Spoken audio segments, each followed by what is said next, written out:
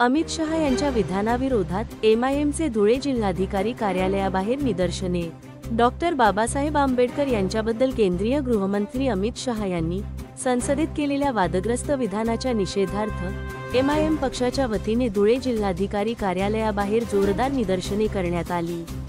यावेळी पक्षाच्या अनेक पदाधिकारी व कार्यकर्त्यांनी घोषणाबाजी करत गृहमंत्र्यांच्या राजीनाम्याची मागणी केली। एमआयएमच्या वतीने जिल्हाधिकाऱ्यांना निवेदन देण्यात आले असून गृहमंत्री अमित शहा यांनी लोकसभेत केलेल्या वक्तव्यावर माफी मागावी किंवा तातडीने राजीनामा द्यावा अशी मागणी करण्यात आली आहे। निवेदनात नमूद करण्यात आले आहे की डॉक्टर बाबासाहेब आंबेडकर यांच्याविषयी केलेले वक्तव्य हे अशोभनीय असून त्यामुळे संविधान व आंबेडकर अनुयायांच्या भावना दुखावल्या आहेत। एमआयएमने यावेळी आरोप केला की भाजप व संघ परिवार भारतीय संविधानाला नेहमीच विरोध करतो आणि मनुस्मृती लागू करण्याच्या विचारसरणीवर आधारित आहे। अमित शहा यांनी केलेल्या विधानामुळे त्यांचे संविधान आणि आंबेडकर विरोधी भूमिकाच उघड झाली आहे असा आरोप करण्यात आला आहे। धुळे क्राईम न्यूजसाठी अब्दुल रहमान मलिक, धुळे।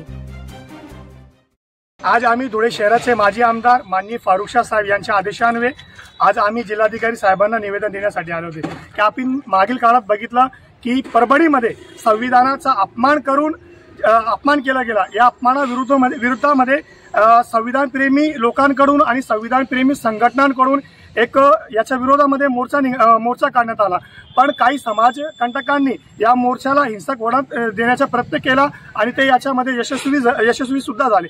परंतु हे आमचे जखम भरले गेले नव्हते। याचा अगोदर देशाचे गृहमंत्री अमित शहा यांनी देशाचे आणि संविधान निर्माता डॉक्टर बाबासाहेब आंबेडकर यांच्या विरोधामध्ये अपमानजनक वक्तव्य संविधानामध्ये केलेला हे निंदनीय आणि निषेधार्थ आहे। आम्ही आज ऑल इंडिया मजलिस-ए-इत्तेहादुल मुस्लिमीनतर्फे याचा निषेध व्यक्त करतो आणि आमची मागणी आहे की देशाचे गृहमंत्री अमित शहा यांनी संसदेमध्ये माफी मागावी अन्यथा राजीनामा द्यावा। की हे आमचा मानणं आहे की देशाचे गृहमंत्री अमित शहा हे बेईमान आहे, हे असे बेईमान आहे की जे संविधानाने यांना गृहमंत्रीचं पद दिला ते संविधान निर्माताचा हे अपमान करतात संसदेमध्ये, म्हणून हे बेईमान लोक आहे। आपण बघितलं असेल की भारतीय जनता पार्टीचे नेता मंडळी आणि भारतीय जनता पार्टीचे सहकारी हे कायम महापुरुषांचा अपमान करतात। मागील काळात यांनी छत्रपती शिवाजी महाराजांच्या स्मारकामध्ये घोटाळा केला, भ्रष्टाचार केला, ते स्मारक कोसळल्याने त्यांचा अपमान झाला। याच्या अगोदर माजी राज्यपाल भगतसिंग कोश्यारी